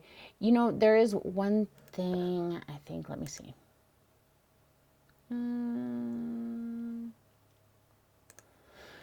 I may take a Payne's Gray Titanium White with a lot of matte medium, really, really pale, and glaze the tree just a little bit. What do you think?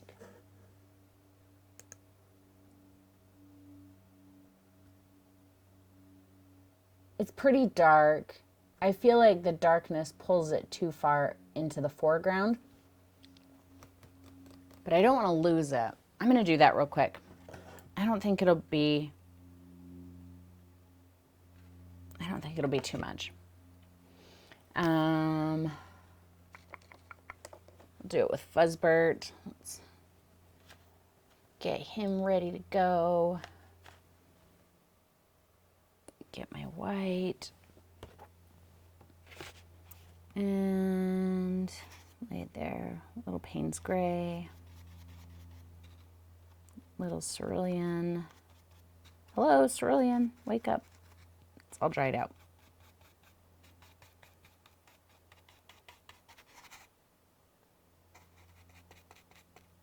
Very, very little paint. Very little paint. Good amount of matte medium. See, I'm not trying, see how faint that is? It's very transparent. I'm not trying to obliterate this.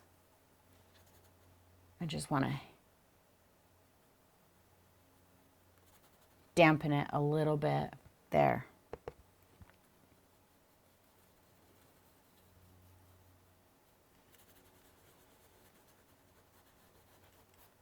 Yes, that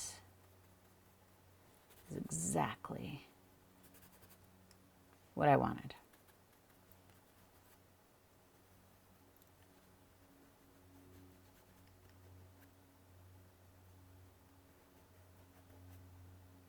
Yup. Good. See, very, very faintly. It's almost all matte medium, just with the tiniest hint of color.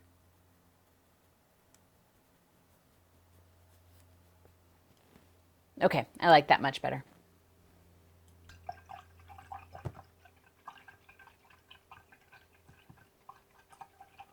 You do like the shadow coming down off his face? All right. What do we think about the tree? Do we even notice a difference? Do we think that made a difference? I like it better. It's very subtle, but it's just not quite so stark and hard of a color. All right. That's Steve, guys. He's done. I think, I don't know. I'll try and leave his face. I won't look at him for a few days. Da, da, da, da. Yay. I think I'll probably take a picture of him. Maybe I'll share it on Instagram. I would love it if you guys would try Steve, you know.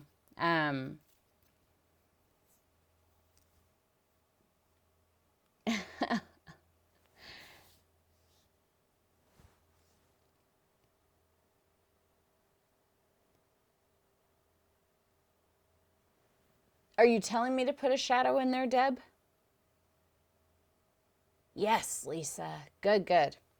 I feel like there's a tiny bit of a shadow, a tiny bit. I didn't want to get too intense with it, but there's a little bit in there.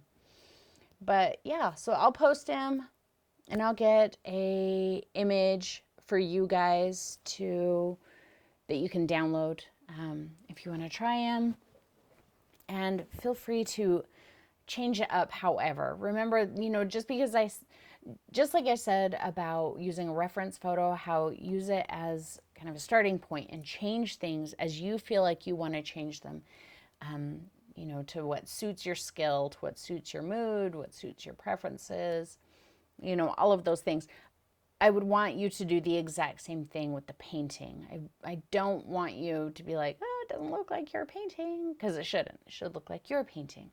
So feel free to use my painting in the same way that I used the reference photo. You know, and make out of it whatever you need to make out of it. So yeah, if you guys have any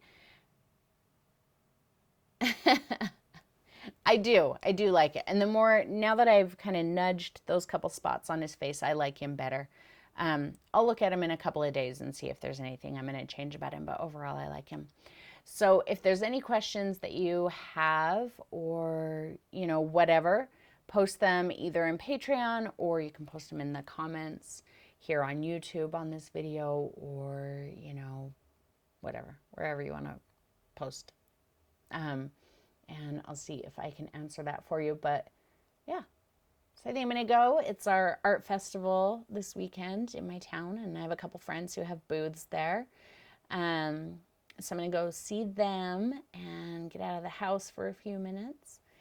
And then I'll get this posted over to you guys on Patreon later tonight or tomorrow sometime. So, all right, guys. I had a wonderful time with you, and I think we'll probably do this again next weekend. So if anybody has any ideas of something we should paint, let me know. Otherwise, I'll probably just find an image and start going for it. So, all right, everybody, I will talk to you soon.